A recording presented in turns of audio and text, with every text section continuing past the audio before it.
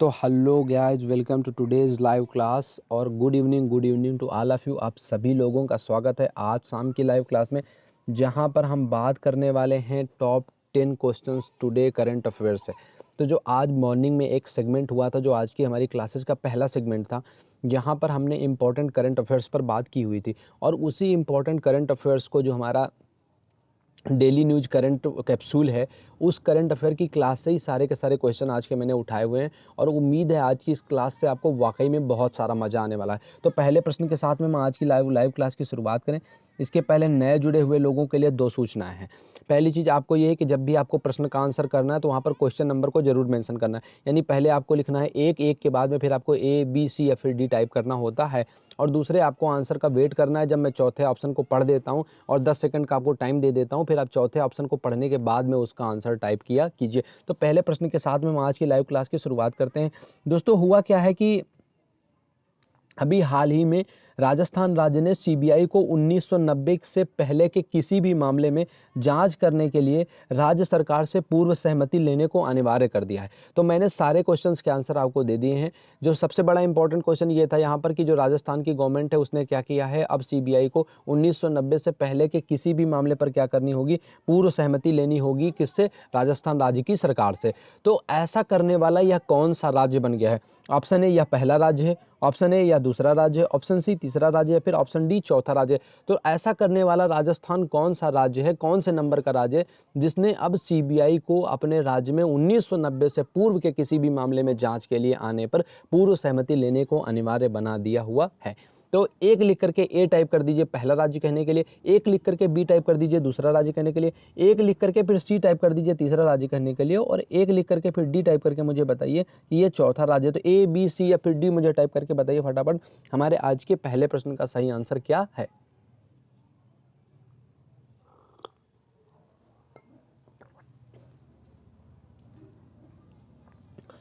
तो चलिए गाइज, करीब करीब 10 सेकंड का समय खत्म होने को है और हम यहाँ से अपने पहले प्रश्न के आज का आंसर देख लेते हैं। तो हमारे आज के पहले प्रश्न का सही जवाब है ऑप्शन डी चौथा। दोस्तों, ऐसा करने वाला राजस्थान चौथा राज्य बन गया। इसके पहले 3 स्टेट्स और हैं जिन्होंने क्या किया हुआ है, सीबीआई को पूर्व अनुमति जहां पर लेनी पड़ेगी किसी भी मामले की छानबीन करने के लिए। ये खबर आज मैंने आपको यहाँ पर पढ़ाई हुई थी, जिसके बारे में मैं आपको इन डिटेल बता देता हूँ। मुख्यमंत्री अशोक गहलोत के निर्देश पर गृह विभाग ने एक अधिसूचना जारी की है, और इसमें कहा गया है कि अब राजस्थान में सीबीआई जांच के लिए राज्य की पूर्व सहमति को लेना आवश्यक होगा। और यहाँ पर ये देखिए, इसी खबर में बताया गया था कि ये रोक लगाने वाला या चौथा राज्य बन गया है, और मैंने आपको मॉर्निंग में ये खबर पढ़ाई हुई थी।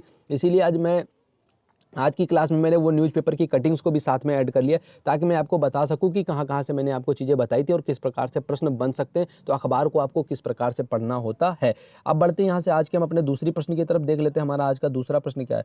तो दूसरा प्रश्न है हमारा, एक अमेरिकी गैर सरकारी संगठन है जिसका नाम है यूएस पॉपुलेशन रेफरेंस ब्यूरो। इस यूएस पॉपुलेशन रेफरेंस ब्यूरो के बारे में मैंने आपको इन डिटेल बहुत सारी चीज़ें बताई हुई थी। उसके हिसाब से दक्षिण एशिया में आबादी जिस देश की सर्वाधिक तेजी से बढ़ रही है, वो राज्य कौन सा है, वो देश कौन सा है, आपको ये बताना है। ऑप्शन ए है भारत, ऑप्शन बी है पाकिस्तान, ऑप्शन सी है बांग्लादेश, या फिर ऑप्शन डी है भारत। तो भारत भारत 2 बार टाइप हो गया, यहाँ पर होना चाहिए था हमारा अफगानिस्तान, लेकिन चलिए ऑप्शन डी मैं एलिमिनेट ही कर दे रहा हूँ। 3 ऑप्शन है आपके पास में, 2 लिख करके ए टाइप कर दीजिए भारत कहने के लिए, बी टाइप कर दीजिए पाकिस्तान कहने के लिए, और सी टाइप कर दीजिए बांग्लादेश कहने के लिए। तो वो कौन सा कंट्री है जिसकी दक्षिण एशिया में पॉपुलेशन सर्वाधिक तेजी से बढ़ रही है, मुझे बताइए। 2 लिख करके ए टाइप कर दीजिए भारत कहने के लिए, 2 लिख करके बी टाइप कर दीजिए पाकिस्तान कहने के लिए, 2 लिख करके सी टाइप कर दीजिए बांग्लादेश कहने के लिए। प्रश्न हमारा ये है कि जो अमेरिका का गैर सरकारी संगठन यूएस पॉपुलेशन रेफरेंस ब्यूरो है, इसने बताया है कि दक्षिण एशिया में जो आबादी है वो एक देश की सर्वाधिक तेजी से बढ़ रही है। वो देश कौन सा है उसका हमें नाम बताना था। 2 लिख करके ए टाइप करना था भारत कहने के लिए, 2 लिख करके बी टाइप करना था पाकिस्तान कहने के लिए, 2 लिख करके सी टाइप करना था बांग्लादेश कहने के लिए। तो चलिए हम आज के अपने दूसरे प्रश्न का सही जवाब यहाँ से देख लेते हैं। तो दोस्तों, ऑप्शन के हिसाब से देखें या फिर हम वास्तविकता में देखें, तो जो सर्वाधिक देश, किसी देश की आबादी अगर दक्षिण एशिया में बढ़ रही है तो वो हमारी बढ़ रही है पाकिस्तान की, जहां पर करीब करीब क्या हो रहा है कि 19.4 साल में आबादी ठीक डबल हो जा रही है करंट पॉपुलेशन का। ये खबर जो है छापी है डॉन ने पाकिस्तान के स्थानीय अखबार में, और हवाला उसने दिया है इसी यूएस पॉपुलेशन जो हमारा रेफरेंस ब्यूरो है, इसका जो यूएस का एक गैर सरकारी संगठन है। इस रिपोर्ट में क्या बताया गया, मैं आपको वो रिपोर्ट ही दिखा देता हूं। ये रिपोर्ट यहां पर छपी हुई है। उस रिपोर्ट के संबंध में मैं आपको बता देता हूँ। वो रिपोर्ट के संबंध में नीचे भी चीज़ें हमें मिल जाएंगी, तो मैं वहाँ पर आपको डिटेल बता दूंगा। इस रिपोर्ट में हमें ये बताया गया है कि जो अफगानिस्तान है वहाँ पर 3.5 के साथ में सर्वाधिक जो प्रति व्यक्ति जो कपल्स हैं वहाँ पर, जो दंपत्ति हैं वहाँ पर, अगर हम देखा जाए तो जो शिशु है वहां पर उसका औसत 3.5 है। जो प्रजनन दर है उस प्रजनन दर का औसत 3.5 के आसपास में है। जबकि किसी देश को अपनी पॉपुलेशन को स्थिर रखने के लिए 2.1 या फिर 2.02% के आसपास जो होनी है वो फीसदी आपको वृद्धि दर रखनी होती है स्टेबल करने के लिए अपने कंट्री की पॉपुलेशन को। तो अफगानिस्तान इस हिसाब से तो सर्वाधिक ज्यादा है, परंतु यदि हम देखें तो अफगानिस्तान में शिशु मृत्यु दर और औसत जीवन प्रत्याशा जो है वो अत्यधिक, जो शिशु मृत्यु दर है वो अत्यधिक ज्यादा है, बहुत ज्यादा है, और इसके अलावा जो वहां पर जीवन प्रत्याशा है वो कम है। इस हिसाब से जो हमारा अफगानिस्तान है वहां पर पॉपुलेशन इतनी तेजी से नहीं बढ़ रही है, लेकिन अफगानिस्तान में शिशु मृत्यु दर भी कम है और जीवन प्रत्याशा भी अधिक है। ऐसे में दक्षिण एशिया में जिस देश की सर्वाधिक पॉपुलेशन तेजी से बढ़ रही है वो है हमारा पाकिस्तान। तो ये हमारा हो गया दूसरा प्रश्न। तो हमारे दूसरे प्रश्न का सही जवाब हो गया है ऑप्शन बी, पाकिस्तान। जो अमेरिकी गैर सरकारी संगठन है यूएस पॉपुलेशन रेफरेंस ब्यूरो, इसके हिसाब से जो दक्षिण एशिया में सर्वाधिक तेजी से आबादी बढ़ने वाला जो देश है उसका नाम है पाकिस्तान। आगे बढ़ करके हम यहाँ से देख लेते हैं, एक धूमकेतु जो 20 दिन दिखने के बाद में गायब हो जाएगा 6800 सालों के लिए, उस धूमकेतु का नाम क्या है? दोस्तों ये धूमकेतु हमें दिखाई दे रहा है लगातार शाम के समय सूर्य के आसपास अभी, जिसे हम नंगी आंखों से देख सकते हैं, और यह अब 20 दिन दिखने के बाद में वापस से 6800 सालों के एक लंबे समय के लिए गायब हो जाएगा। इस धूमकेतु का नाम क्या है ये हमें यहाँ से बताना है। तो ये है हमारा आज का अपना तीसरा प्रश्न। तो हमारे तीसरे प्रश्न का पहला ऑप्शन है, इसका नाम है नियोवाइस धूमकेतु ऑप्शन ए, राफ्टर धूमकेतु ऑप्शन बी, सूटल धूमकेतु ऑप्शन सी, या फिर प्रीवोइस धूमकेतु ऑप्शन डी। तो मुझे बताइए इस प्रश्न का सही जवाब क्या है? वो कौन सा धूमकेतु है जो 20 दिन दिखने के बाद में वापस से 6800 सालों के लिए गायब हो जाएगा? नियोवाइस धूमकेतु है, राफ्टर धूमकेतु है, सूटल धूमकेतु है, या फिर प्रोवाइस धूमकेतु है? 3 लिख करके ए बी सी या फिर डी टाइप करके मुझे बताइए इस प्रश्न का सही जवाब क्या है।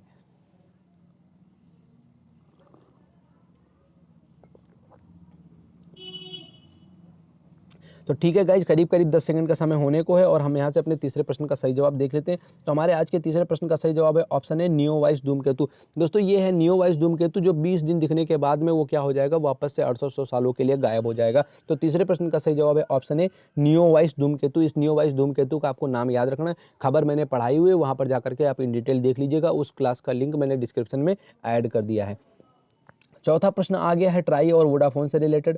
दोस्तों वोडाफोन के भुगतान न करने पर सुप्रीम कोर्ट ने अत्यंत सख्त शब्दों में कहा है कि दोषियों को अब क्या किया जाएगा, सीधे जेल भेज दिया जाएगा अगर उन्होंने अब हमारा बात मान करके फिर वापस से ये पेमेंट नहीं किया तो वोडाफोन और टेलीकॉम कंपनियों पर कितना पैसा बकाया है जिसको न चुकाने पर सुप्रीम कोर्ट ने सख्त तौर से ये बात कही है कि अब दोषियों को जेल भेज दिया जाएगा, उन्हें छोड़ा नहीं जाएगा। ऑप्शन ए है 58,000 करोड़ रुपए, ऑप्शन बी है 72,000 करोड़ रुपए, ऑप्शन सी है 17,000 करोड़ रुपए, या फिर ऑप्शन डी है 22,000 करोड़ रुपए। क्वेश्चन और टफ बन सकता था, इसलिए मैंने ऑप्शन थोड़ा इजी बना दिए हैं ताकि अगर आपने वो वीडियो देखा, क्लास देखी, या अगर आप थोड़ी सी भी जानकारी रखते हैं, आप अखबार ठीक से पढ़ रहे हैं, तो आप इस प्रश्न का आंसर कर पाएंगे। तो वो वोडाफोन जो कंपनी है जिसके भुगतान न करने पर सुप्रीम कोर्ट ने आज अत्यंत कड़े शब्दों में कहा है कि हम आपको दोषियों को जेल भेज देंगे अगर आपने ये पे नहीं किया। तो वो रकम कितनी है, 58,000 करोड़, 72,000 करोड़, 17,000 करोड़, या फिर 22,000 करोड़?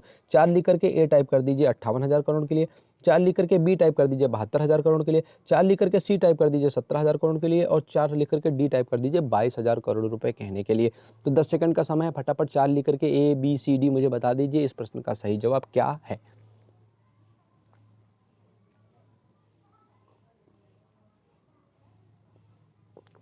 तो करीब करीब 10 सेकंड का समय खत्म होने को है। तो चलिए हम आज के अपने चौथे प्रश्न का सही जवाब यहाँ से देख लेते हैं। तो हमारे चौथे प्रश्न का सही जवाब है ऑप्शन ए 58,000 करोड़ रुपए।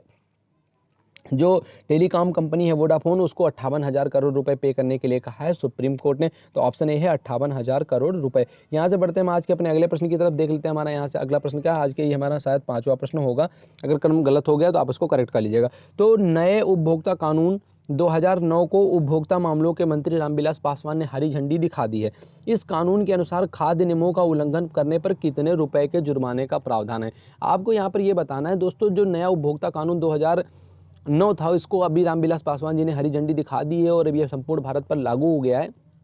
आपको बताना है इसमें खाद्य नियमों मानकों का पालन न करने पर कितने रुपए तक के जुर्माने का प्रावधान है। जबकि मैं आपको सजा बता दे रहा हूँ, सजा इसमें 6 माह रखी गई है, ठीक है, 6 माह सजा रखी गई है। 6 माह के साथ में इसमें जुर्माने का भी प्रावधान किया गया है। वो जुर्माना है रुपए 1 लाख, वो जुर्माना है रुपए 2 लाख, वो जुर्माना है रुपए 3 लाख, या फिर वो जुर्माना है रुपए 4 लाख। ए बी सी और डी टाइप करके मुझे बताइए आज के हमारे पांचों प्रश्न का सही जवाब क्या है।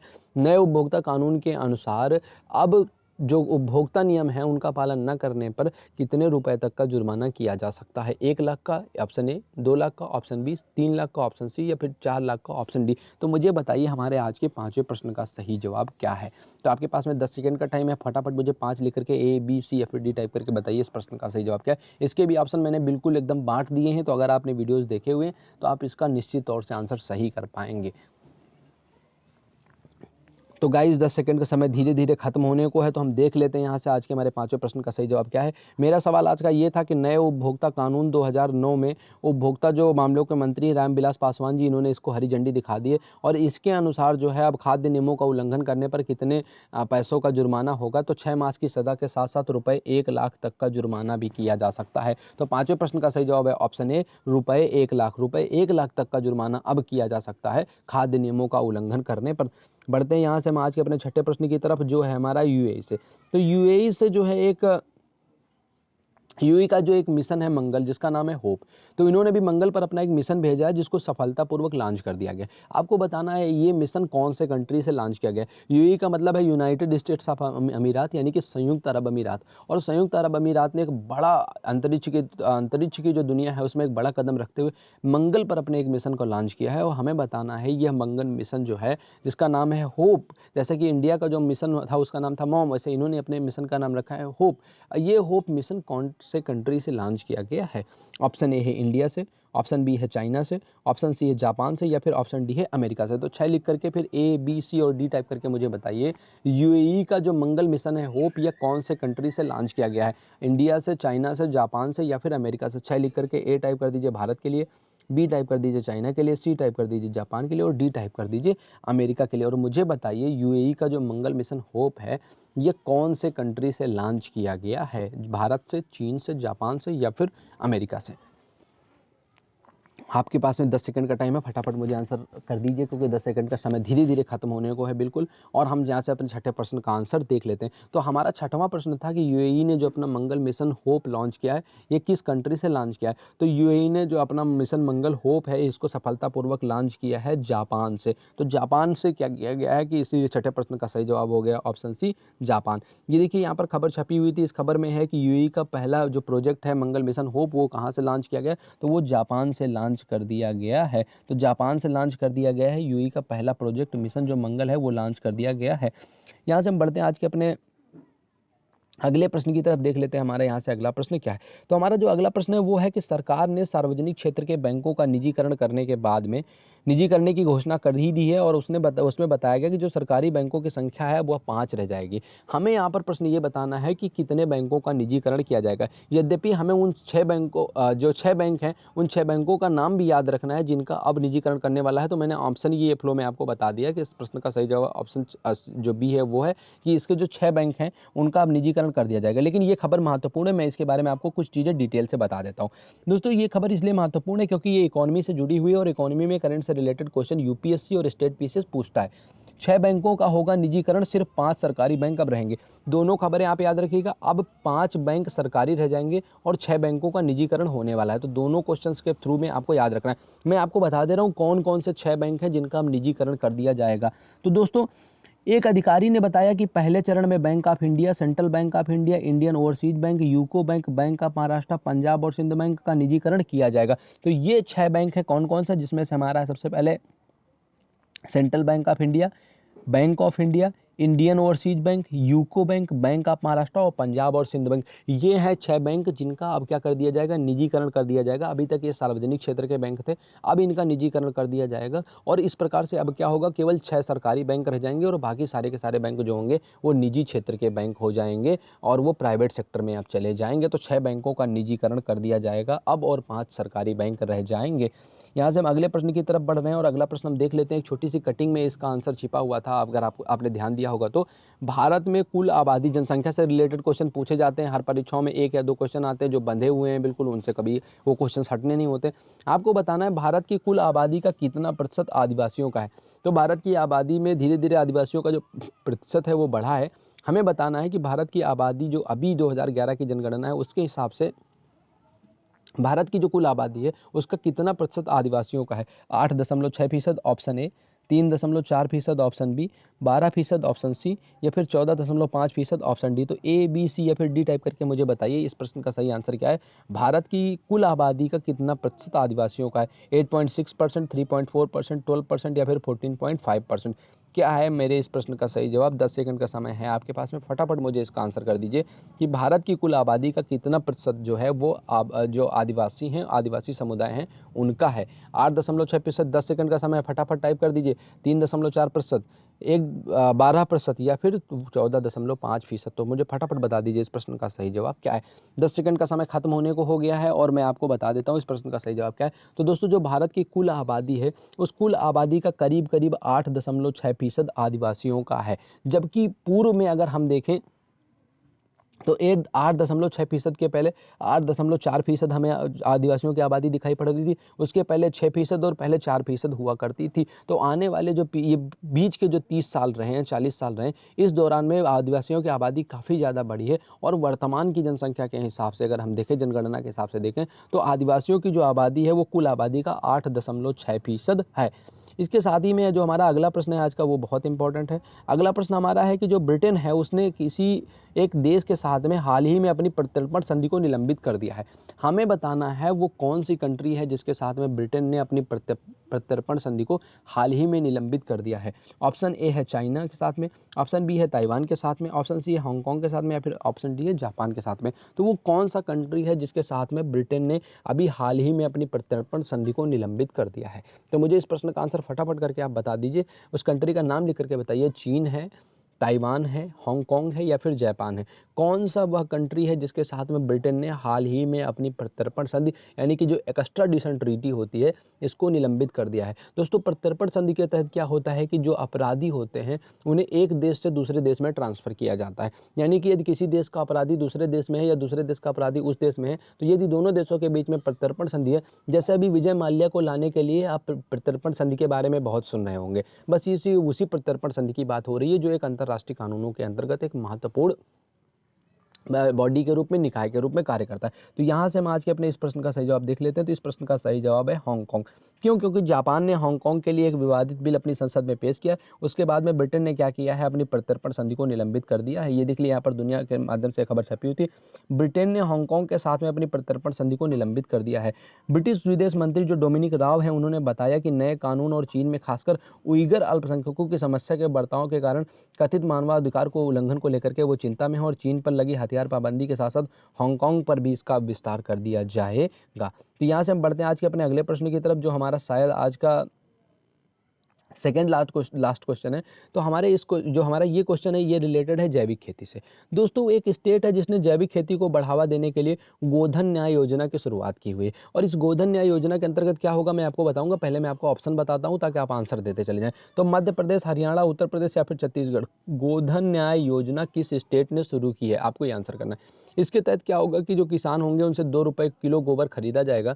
इसके बाद में इसकी कंपोस्ट खाद बना करके फिर जैविक खाद बना करके 8 रुपए किलो इसे वापस से बेचा जाएगा। इससे राज्य के भीतर जैविक खेती को बढ़ावा मिलेगा और जो प्रदूषक हैं उनसे निजात पाई जा सकेगी। तो ये गोधन न्याय योजना के नाम से इस योजना को किसने स्टार्ट किया हुआ है। तो ऑप्शन ए है मध्य प्रदेश, ऑप्शन बी है हरियाणा, ऑप्शन सी है उत्तर प्रदेश, या फिर ऑप्शन डी है छत्तीसगढ़। तो मुझे इस प्रश्न का आंसर बताइए, कौन सा स्टेट है जिसने गोधन न्याय योजना शुरू की हुई है जैविक खेती को बढ़ावा देने के लिए। 2 रुपए किलो खरीदेंगे, 8 रुपए किलो बेचेंगे। इस स्टेट का आपको नाम बताना है। एमपी, हरियाणा, उत्तर प्रदेश या फिर छत्तीसगढ़।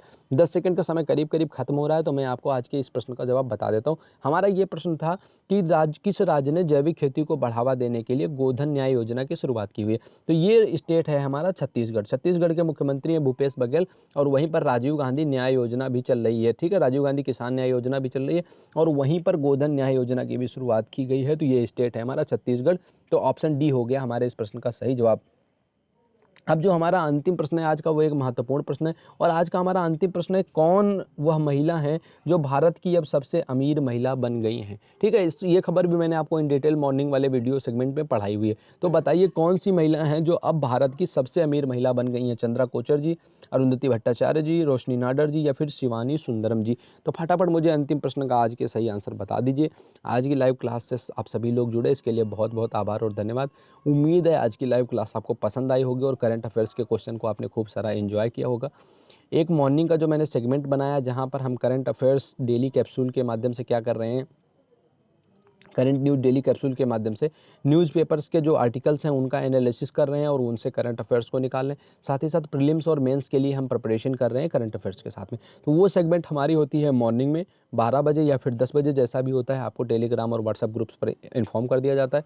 तो वहाँ से जुड़ करके आप उस क्लास का फ़ायदा उठा सकते हैं। यूट्यूब पर भी सारे लिंक्स और वीडियोज़ अवेलेबल हैं, यहाँ से आकर के भी ये क्लासेज आप देख सकते हैं। और प्रत्येक शाम 8 बजे फिर लाइव क्लास होती है, जहाँ पर हम उसी वीडियो से जुड़े हुए, क्लासेस से जुड़े हुए क्वेश्चन का अभ्यास करते हैं। तो हम आज के अपने अंतिम प्रश्न का सही जवाब देख लेते हैं। हमारे आज के अंतिम प्रश्न का सही जवाब है ऑप्शन सी, रोशनी नाडर। रोशनी नाडर जो है ये क्या हो गई हैं, अब ये भारत की सबसे अमीर महिला बन गई हैं। जब से इनके पिता जो शिव नाडर हैं, इनके स्थान पर इन्होंने चेयरपर्सन का कार्यभार संभाला है, तब से ये जो है ये क्या हो गई हैं, रोशनी नाडर भारत की सबसे अमीर महिला बन गई हैं। तो आज के हमारे जो अंतिम प्रश्न था उसका जवाब था ऑप्शन सी, रोशनी नाडर, जो भारत की सबसे अमीर महिला बन गई हैं।